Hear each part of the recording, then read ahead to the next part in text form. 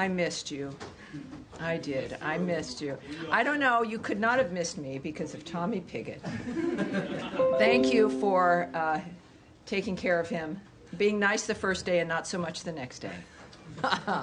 But thank you, Tommy. Great job. I'm very, very proud and honored that you're standing up here. Thank you. I appreciate it. Thank you, everyone, for being here. Welcome aboard. Daphne smiling. That's a good sign. But she's always smiling. That might be a bad sign. We do, of course, have a statement and a few announcements here. And thank you again all for being here. We condemn the heinous murder of 2 staff members from the Israeli embassy in Washington, D.C. last night. Every day we talk about in this room the aftermath of one of the most obscene attacks on Jews in history. The October 7th massacre was a reminder to the world that Jew hatred and murder is the hallmark of terrorists and monsters around the world. The envy feeding this hate is thousands of years old. It is now the 21st century, and it is time for the barbarity to end. While this obscenity happened in Washington, D.C., we have a president and a secretary of state that recognize the importance of saying, enough is enough, and genuinely, never again. There is a reason why we stand in solidarity with Israel. There is a reason why we stand with our partners at the Israeli embassy. And there is a reason why we stand with the Jewish people here in the United States and around the world. Because America has a history of not allowing the monsters among us to destroy life, the future, and everything that matters. The Department of State's Diplomatic Security Service is providing ongoing support to the D.C. Metropolitan Police Department and their investigation of this incident and coordinating with other federal and local law enforcement partners. As Secretary Marco Rubio has said, make no mistake, we will track down those responsible and bring them to justice. Our prayers go out to their loved ones. Sarah Milgram and Yaron Lashinsky. Sarah Milgram and Yaron Lashinsky, may their memory be a blessing. Now, on Capitol Hill this week, Secretary Rubio went before Congress to share how we are implementing President Trump's vision of an American first foreign policy. He made clear that America is back and that securing our borders, making communities safer, and combating criminal cartels are once again key priorities of our foreign policy. He also explained how the fiscal year 2026 budget request for the Department of State will enable the department to deliver on President Trump's foreign policy agenda that makes America safer, stronger, and more prosperous. The budget request in the State Department's reorganization will ensure our ability to respond to the challenges of the 21st century on behalf of the American people. And now finally, ahead of Memorial Day, which I know we're all looking forward to, I want to recognize and honor the Americans who gave their lives to defend our freedom. Their bravery, service, and sacrifice represent the very best of America. The heroes of this country would have preferred long, enjoyable, quiet lives, but instead they answered the call when we needed them the most. Every day that we simply enjoy is due to the sacrifice of the men and women who died on the field. We will never forget those who've given all to defend our country, our way of life, and the American people. God bless all who have served and are serving our nation. And now, ready for your questions? Daphne, yes, ma'am. Following the shooting last night, are U.S. embassies on any sort of special alert or thinking about any change in posture? I can't speak to security measures that are being implemented or being discussed or decided upon.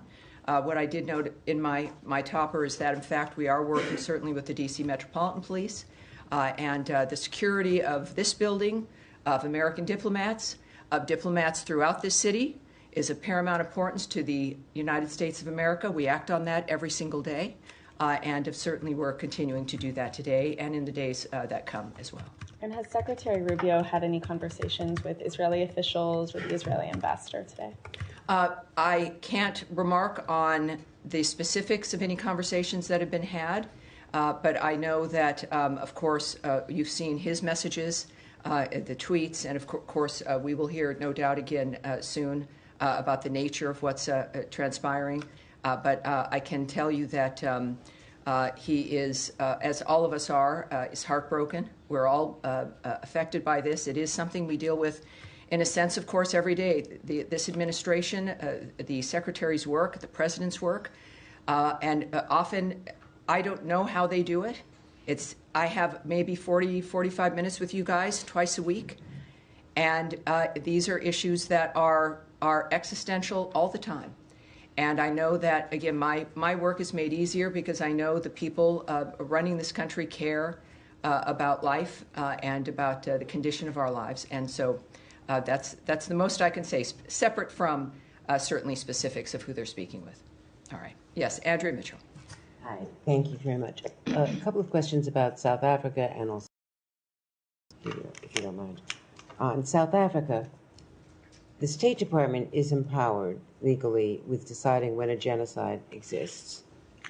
Has there been an investigation that supports any such contention? Because there is no credible evidence from any authority on the ground there, in their government, in NGOs, or elsewhere that we can find to support an allegation of genocide, that white farmers are at all as disadvantaged as the crime wave there that is a problem against blacks in much greater numbers, and proportionally even in greater numbers than whites.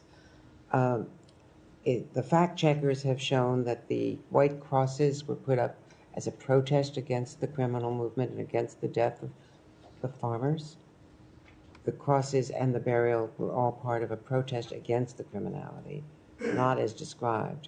So what information was given to the White House, if any, by the State Department, by the experts in the field, to support what was described as an ambush widely around the world of a South African visitor who had a celebrated background as a leader of a biracial government and someone who was jailed with Mandela and who has been one of the civic leaders of a new South Africa, as troubled as their history has been and as troubled as their current situation is? Well, I would say that, as we all knew, of course, the president has been very vocal about his concern about the violence, the nature of what's been transpiring in South Africa. The president did not come to the United States of America unaware of the position and the posture of the president and of the Secretary of State and of his administration. So I would argue against very much that there was some kind of an ambush. South Africa also has been facing a dynamic where there's been regular criticism, ranging from not just the collapse in some ways when it comes to the violence in civil society, but then the referral of Israel with the ICJ for the issues of genocide while ignoring Hamas, cozying up to Iran, the general choices that they've made. In the meantime, also, of passing a law that has allowed them to take property, to possess property of white Afrikaner farmers with no reason. One element is equity.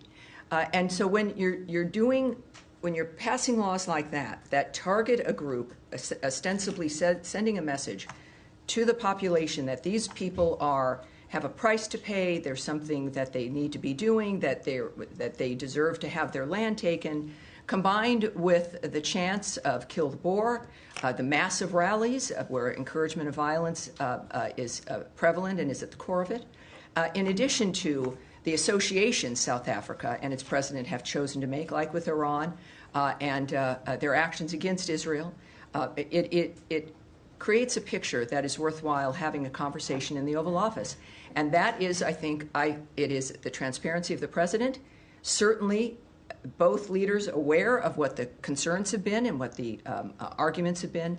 So I don't think President Ramaphosa was somehow surprised or shocked at the fact that we have an honest man who's in the White House who's spoken and continued to speak about violence and the trajectory of South Africa. Well, what I'm just suggesting is that the facts matter with the credibility of the president, and that as it was explained in the Oval Office, and it has been explained elsewhere, that is a minority party, a protest party that is legally permissible, but that the white agricultural minister said in the Oval Office, that's why we joined the coalition, to make sure that they didn't get into the parliament, that they don't have power. They've been, they've been Well, in opposed. the nature of the weeds of something like that, where that individual, you saw also the larger video of the thousands and thousands of individuals in a stadium framework.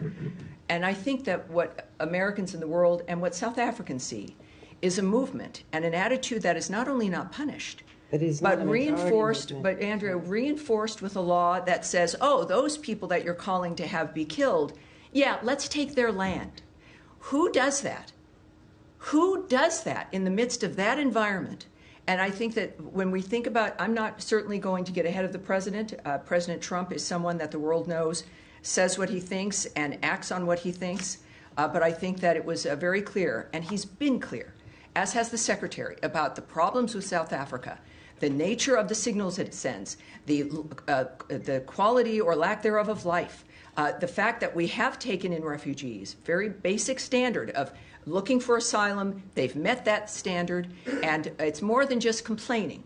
It is about acting and finding Well, an now that you element brought that that where up. we can make a difference for those people. Taking of the land, first of all, it's with judicial review when it has happened. It's not. Now, let me not correct you right there, that- Andrea, and then I'm going to move on. This particular law they tout has not even been implemented yet. That's correct.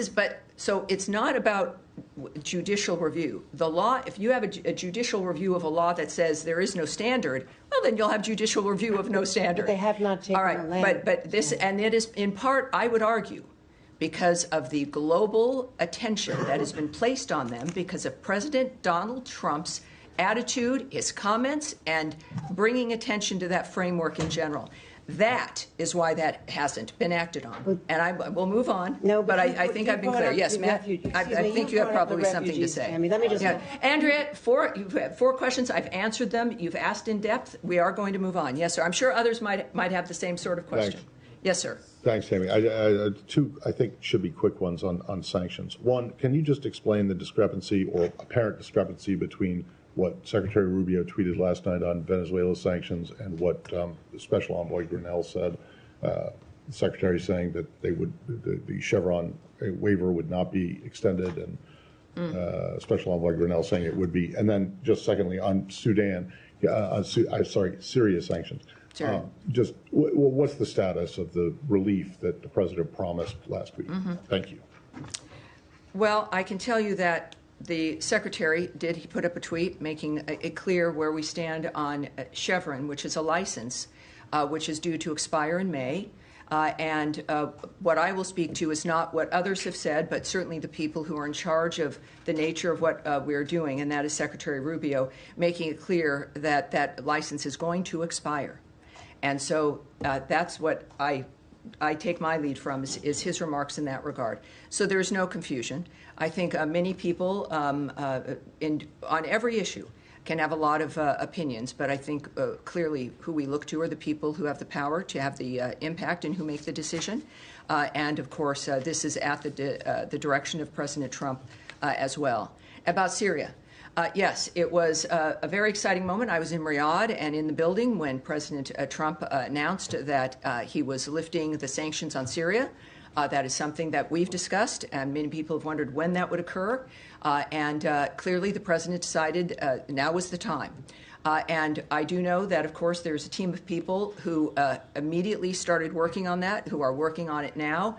There is, of course, it's worth noting that the president has some powers in the nature of what can get done, but sanctions are administered through different departments in this country. So his was a message, and certainly the order to reverse our dynamic, to remove the sanctions, which involves departments like the Treasury Department. So it is a process that will take some time, but as we know with the Trump administration, that they've sped up the train a bit. And they understand the importance of getting things done quickly, and that is the intention of getting things done quickly as they take the order from the president from that afternoon. And we're working on it. It's been a week. But I do think, because of not just the urgency, but they understand the urgency, but of the recognition of this administration, the government as a whole, of how the president works, that things have to happen and should happen as quickly as possible. So all I can say is, without a specific date, is it will be done quickly, and certainly more quickly than we're used to. Thanks. All right. Yes, ma'am. Can we go to Gaza? Sure. Secretary Rubio said in one of his hearings on the Hill that he had met with the World Food Programme in Rome. I just want to get clarity on whether this means that the current U.S. policy is for the UN's leading food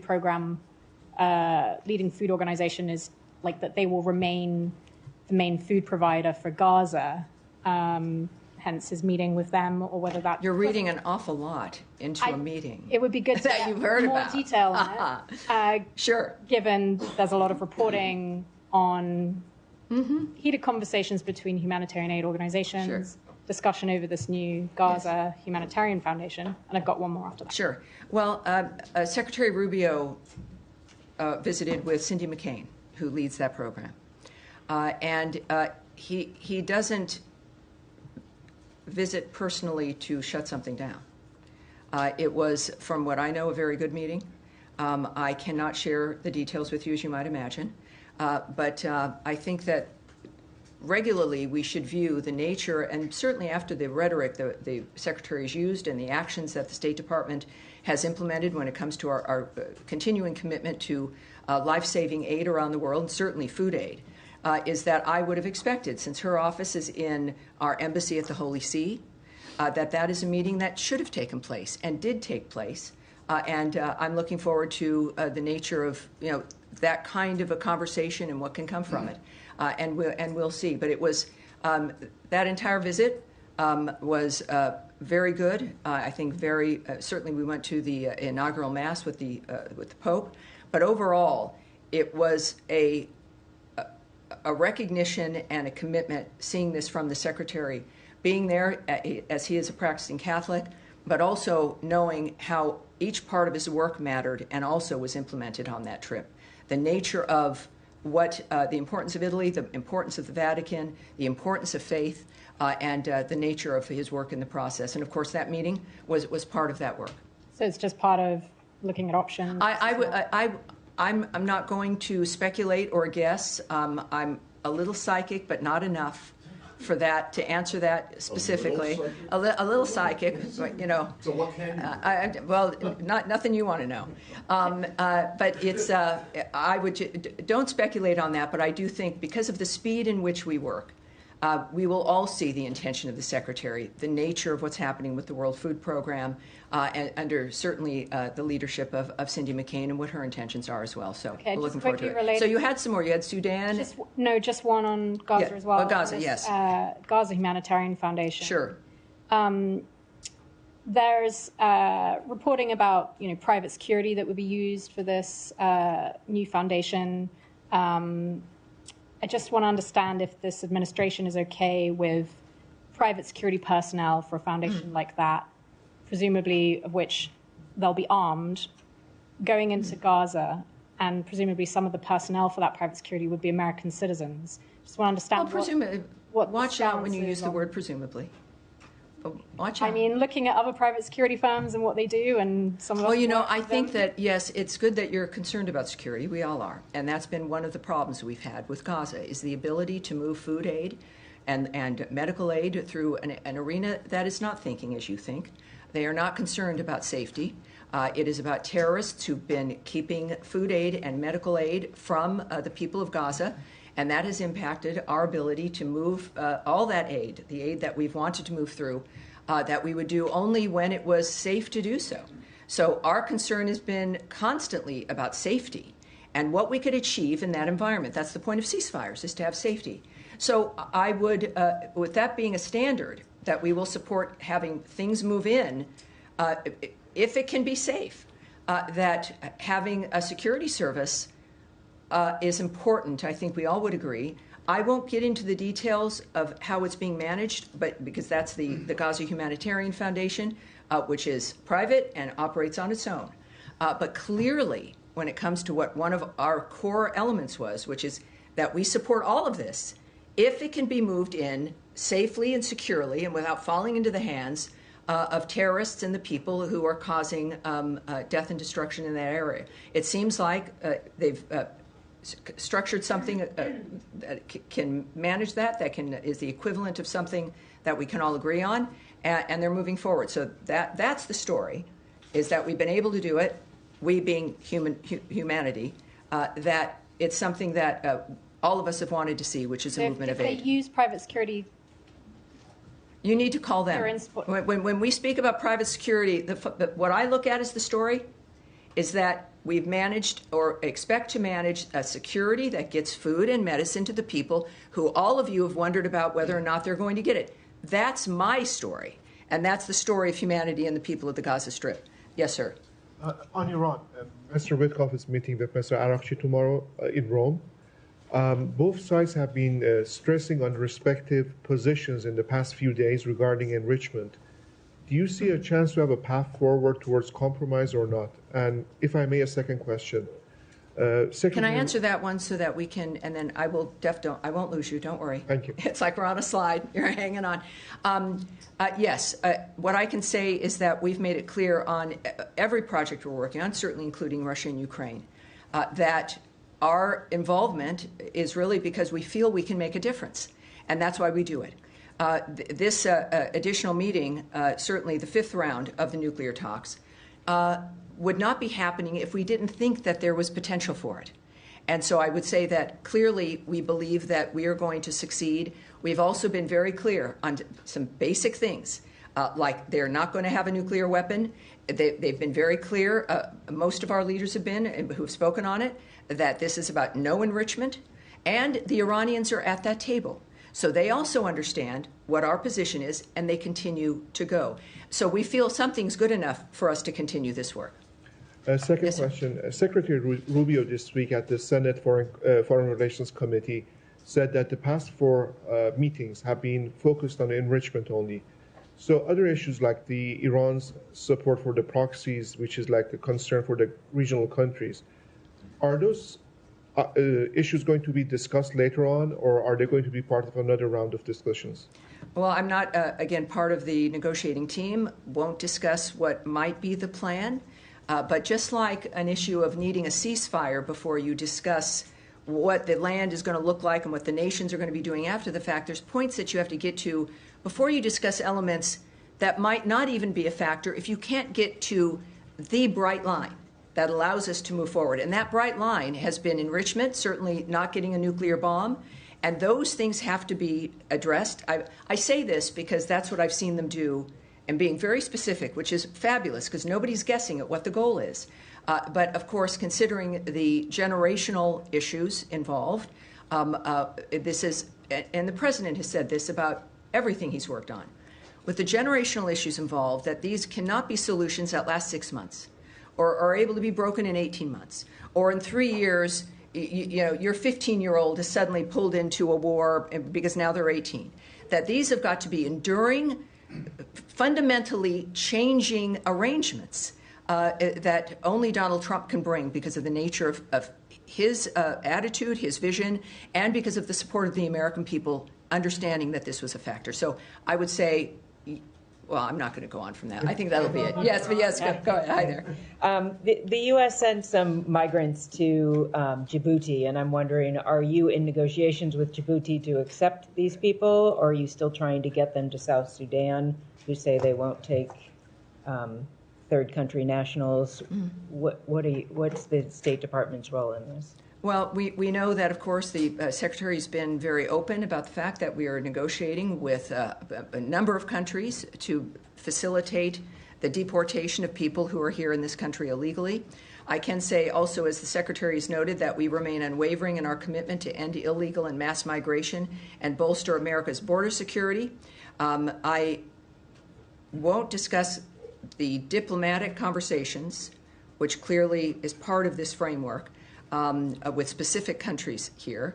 I would also point you to Caroline Leavitt's remarks the hour before my briefing here, where she noted a court order required the flight to go to Djibouti, and I know the White House has more details on the framework involving that.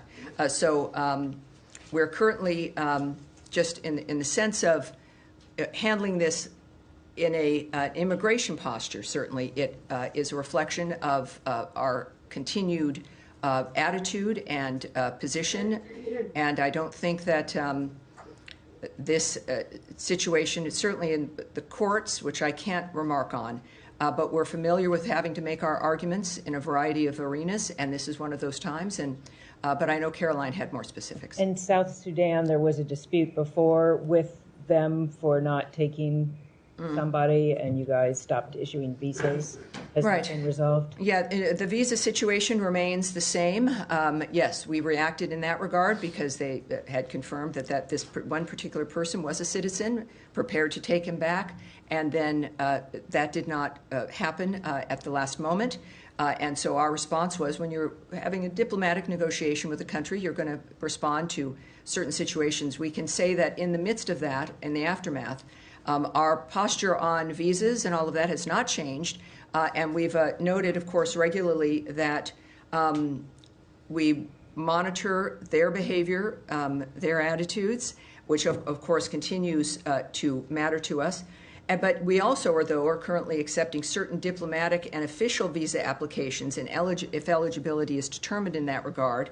And we do that, as always, on a case-by-case basis. So at this point, I have nothing more to report on that, except that it is still in place. Yes? Can I just ask a quick follow-up? On Iran, two Iranian sources told my colleague Fred Pleiken, who's currently in Tehran, that they are concerned about the sincerity of the United States heading into this next round of nuclear talks, and they think Trump is steering the conversation towards deadlock. Obviously, the administration has said that they want an Iran nuclear deal, but is there anything you can shed light on in terms of the dialogue between the two sides that might be causing unnamed Iranian sources to tell us this? Unnamed Iranian sources? No, it's not. That doesn't interest me. It's gossip at that rate. Certainly when we have, and we've said repeatedly, to not discuss this in the media because it makes things harder. Everybody has an interest in all of our negotiations doing well. Some people don't have an interest in that. And that's where you get unnamed sources from, I don't know if there's an Iranian National Enquirer, maybe there is, but that's not something that I'm going to take seriously. What is the story and what matters is that everyone is at the table in Rome. And what is the intention of Steve Witkoff going into the talks? Well, it's very clear what I've also just said a little earlier, and we've said in multiple briefings. The goal is to end the inability for them to have a nuclear weapon, to change and end the enrichment of their nuclear program and the intentions of that nuclear program. So it's a significant structural change in what Iran thinks it's going to be doing.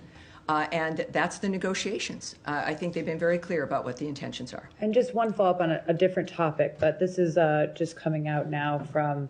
oh, not another one. Homeland Security. No, don't Not worry. another one. Not like last time. Okay, good. But Homeland Security Secretary Kristi Noem says that DHS is now terminating Harvard's ability to allow any foreign students to enroll in the university, right, saying in a statement that the administration is holding Harvard accountable for fostering violence, anti-Semitism, and coordinating with the Chinese Communist Party. This is obviously a program that isn't run out of the State Department, but some of these J-1 visas are issued by the State Department. So can you shed some light on this decision by the administration? We've seen those reports, and we're looking at them, and I can't answer that immediately, but as soon as we might have an answer, I can get it to you. I'm sure that when we get our answer, we'll get it to everybody. But yeah, so I've seen those reports, and I would also refer you, of course, to DHS and to Secretary Noem, who might have more details and more answers for you. Saeed, nice to see you again. I hope it's nice to see you. I appreciate it. Okay. Yes, sir. Two quick follow-ups. One on Andrea. Yes. On South Africa, and then one on Gaza. Sure. On South Africa, you said that the president was also influenced by what South Africa has done in terms of referring, its role. Well, I said we all have been. We all have been. Yes. Yeah. Well, its role with the ICC. Yes. Just to clarify that. So he was, because South Africa referred Israel to the ICC? Well, I did not say for a specific event Right, that I'm just- influenced him. I don't speak, President Trump is a very clear man. No one has to wonder his position. But I think for all of us who've been looking at the condition of South Africa, it's never just one thing, is it? It's a number of things. I'll finish. I know you might not be liking my answer, but I'll finish. Saeed, it is a series of things that point to the intention of an administration or of a regime, and it is usually consistent. So if you're wondering about the nature of why it matters that people are at a huge stadium shouting "Kill the Boer," which are for those at home, the Dutch descendants of settlers of South Africa, and who are white farmers, combined then with the government that says, "Oh, we reject that; they're not part of our government," would then pass a law that allows the government to take the property of those very same people, simply because they're white farmers. So that speaks to the intention of a regime, in addition to their behavior with other nations, their foreign policy, how they would view the victims of October 7th, the Jews, as those who should be referred to a criminal court versus Hamas, in addition to having a rather cozy relationship with Iran. So you don't need to be in a seminar at Stanford to understand and to recognize the trajectory of South Africa. That is the argument for those who are looking at that, again, beyond one issue. And I think those issues speak quite loudly. And very quickly on Gaza. Yes. Now, the Israelis are saying they allowed maybe 6 trucks or 9 trucks, we don't know. And international agencies say no trucks were allowed in. Could you clarify if you have the information? Have any trucks been allowed in? The number of trucks, if you know the number, and so on, and what's next in terms of figures and numbers? Well, I won't share numbers with you, but what I can tell you, and you know this, having covered this situation, that Israel's been honest about the nature of what it's been doing and why, as it fights for its security and in its own defense. There's, if you're getting a report from Israel about the nature of what has moved into the region, I would suggest that you should take that report seriously. I think that everyone knows that the eyes of the world are on that region, and at the same time, the story is, what I would argue, is, as opposed to the numbers, is the fact that aid is moving in to Gaza. And it's interesting to me, Saeed, that is something that I've talked with you, and we've even had some sort of fights about. And that isn't something that has been recognized, but I'll do that recognizing, and that's what the real story is. Yes, sir, in the back. Yeah, thank you, Tommy. Kurdish delegation led by KRG Prime Minister Masoud Barzani is in town. They have signed 2 energy deals with the U.S. companies valued at $110 billion US. These 2 deals have been rejected by the Iraqi government. I'm wondering if you have any comments and reaction to that, and do you have anything to share with us about his scheduled meeting with Secretary Rubio tomorrow? Well, I can tell you that we were pleased to see Prime Minister Barzani sign massive deals with U.S. companies to expand natural gas production in the Iraqi Kurdistan region, which will help Iraq harness its own domestic resources to become energy independent, which we've, again, talked about. It's really great. We've talked about these things. Often I can't give you answers. We don't know when it's going to happen. And then to be able to report to you that it has happened. And that is a key administration priority. And being energy independent is obviously a major national security issue. So these deals, I think it's like over $100 billion.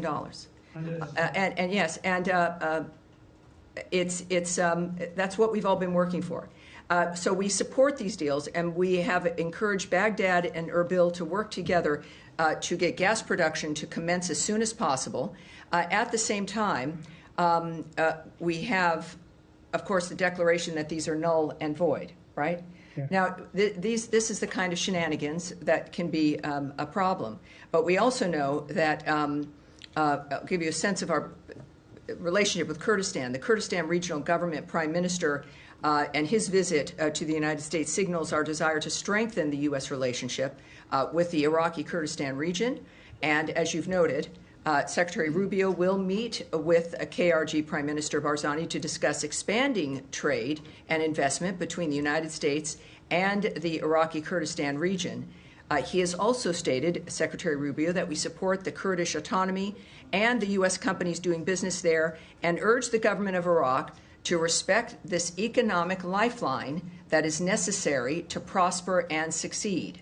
We believe that U.S., Iraqi, and Iraqi Kurdish interests are best served by having a strong and resilient Iraqi Kurdistan region within a sovereign and prosperous federal Iraq. Thank you so much. All right. Yes, sir. Yes. Issue. Well, I won't have much more, but you're welcome to do You it. deferred to DHS, but in a Sure. bigger picture, presumably the United States wants to attract the best and the brightest insofar as foreigners, students, immigrants. And these top-tier universities are one of the most prominent ways to do that. So do you think prohibiting Harvard to enroll foreign students kind of gets in the way of that goal? Well, again, I can't speak to Secretary Noem's plans and strategy and her decision to implement this. What I would argue is that we have an interest as a nation, as President Trump has spoken to quite often, that we have an interest as a nation for these universities that are supposed to be the gold standard to actually deliver people who are educated and can function in society and on campuses that encourage a learning environment as opposed to one of left-wing activism, where you have individuals leaving the university level in this country as our rates are declining when it comes to comprehension and reading and a whole host of other things. That it has to be more than just a label or a brand. It has to deliver results for the families that do pay a lot of money for it. And I think that there's a point, as you've seen, I think it's obvious from the Trump administration, with the federal money that flows into those coffers and the nature of the kind of talent. You could speak about foreign talent. Let's speak about American talent. You've got a wonderful kid who's done very, very well, and then you send them to Harvard, and a kid comes home, and you don't even recognize them. And they're definitely primed to be a fabulous left-wing activist, but they're maybe not going to be able to get a job. And so, this is a recognition and movement that universities around this country are recognizing that American families have standards. We spend money so our children can be educated in the normal function of life. And we get kids back who have not received the kind of education we expected. COVID highlighted this for many of us. But I think that this opens up a conversation, as it should, between the federal government and the universities that we rely on and have been proud of, that we deserve to be proud of them again. And if we're going to speak about who we rely on for the best and the brightest, there's plenty of American kids who also deserve to be taken seriously. And I believe that we can handle all of them properly. Yes, sir.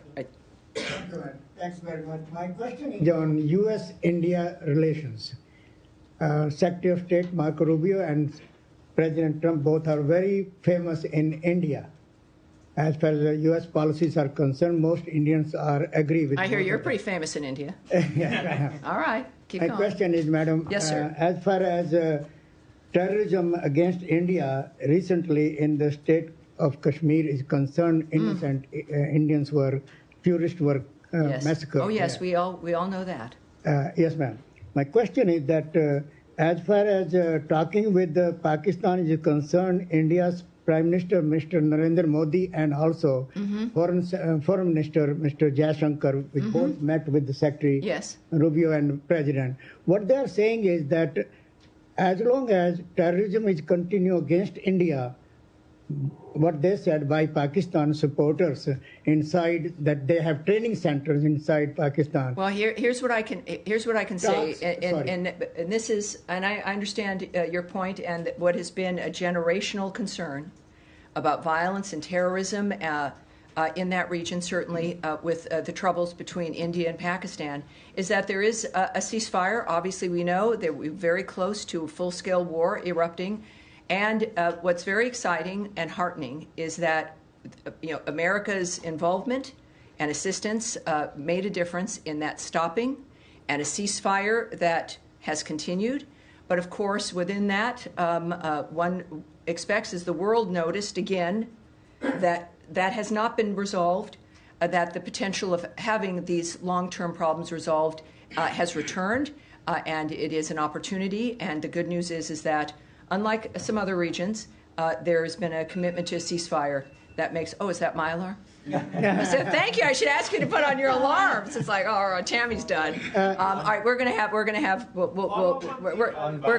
right, we'll have one more in the green jacket in the back. Yes, ma'am. Thank you, Tommy. Make sure her mic is on, just as she's in the back here. The sound here is. Two quick questions.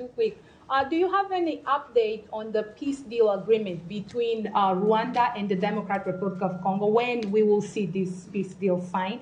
And also, can you tell us if both President Ramaphosa of South Africa and President Trump finally managed to overcome the difference, and we will see United States and South Africa working together? Well, I'll answer that one first. I think the meeting with the South African president in the Oval Office speaks to President Trump's generosity. And the fact that any leader feels comfortable going to meet him, even with difficult conversations, and sometimes the problems that happen between two nations with different attitudes. So the fact that it's President Trump means, of course, there's always hope. It means, of course, there'll always be something for the future. And speaking of the DRC and Rwanda, another very good example of something that has been a generational issue, that we are, again, it's a long process, but they are taking the steps that we've asked of them to take. And that's also very promising. We can look for an update when it comes to what the new dates are and what else is expected. But what I can tell you is that continues. Another great change and dynamic. Sometimes, though, people forget and don't continue to ask, and I appreciate that you did, because there isn't any drama, because that things are changing for the better. So it causes less news, right? There's less interest. But it's worth following up as we watch these particular issues resolve, as, of course, the news is taken up by other issues. But this administration is committed across the board to peace and prosperity, and it seems the world's giving them a lot of chances to act on that. We do one more? One more. Yes, sir. My Italian friend right there. Two more. Yeah, thank you. Well, yeah, indeed, one is on about Italy. Actually, the Vatican. So I was there. Beautiful place. Beautiful place. Very moving. And there was also some conversation with Parolin, which is the Vatican Secretary of State. So, are we seeing those conversations because we also have an American Pope that can actually better deal with our president? And how close are we to actually the negotiation at the Vatican? And then I have a second question on Russia. Yes, obviously the condition of the world existed before our new Pope Leo. I'm not a Catholic, but I'm very moved by the nature of that faith, and it was just a beautiful experience to be there. But I can tell you that, of course, the plans and the conversations with the Pope himself and certainly other leaders there was important. It always would be. If you're going to be in Italy for any reason and you're the leader of the free world, the Secretary of State of the free world, you want to meet with these people. This is why they're in their positions, is for that reason. So I think that's it's not because Pope Leo is an American. However, it's pretty terrific, and it's a reminder that your commitment and your faith, and it can lead you anywhere. And so we, of course, pray for his success as he moves forward with his duties. And the rest of your question was? I have a question about Russia. I mean, not about Russia. I'm so sorry. Good. About the different approach they were seeing from this administration when it comes to diplomacy. We saw with yesterday with the South Africa, and then with Zelensky. Well, and I think you're seeing. I would go as this will be the last answer here. Is that we're seeing different envoys, different styles, ambassadors, the Secretary of State, the President on the phone, because you have to do that when you're not simply setting up meetings every 3, 4, or 6 weeks. That you're having meetings to make specific steps and have specific progress and deadlines because you're a business person and you know what's possible, or you know humanity and you know it's possible. When he says we need to have new ideas for Gaza, as an example, he really means that for everything, for how we conduct diplomacy. The Secretary, of course, is on board with that. It's natural for him. Traditional diplomacy, going, talking, getting deliverables, making sure the relationship is active and alive. And that is how you bond, you make friends, and your relationships with other countries are better. So the Secretary operates in that fashion, but yes, there's a huge difference in that we are on, well, certainly we have now, 3.5 years? You have people who want to make a difference. It's not just having fun in an office. It's changing people's lives for an endurable period of time so that we, our generation, I'm seeing some younger people in this room, of course, always, but for our generation, my generation, that we can think we did everything we could and have had some success in making things better. That's the Trump administration. That will be its legacy, and it's an honor to be here. And thank you all very much. I appreciate it. I'll see you on Thursday. What is today? I'll see you on Tuesday. You know, the trip, it's like, oh my gosh. I thought I was waking up in a hotel today, but I wasn't. Thank you, guys. Thank you. Great to see you. Appreciate it. Oh, here comes Matt Lee.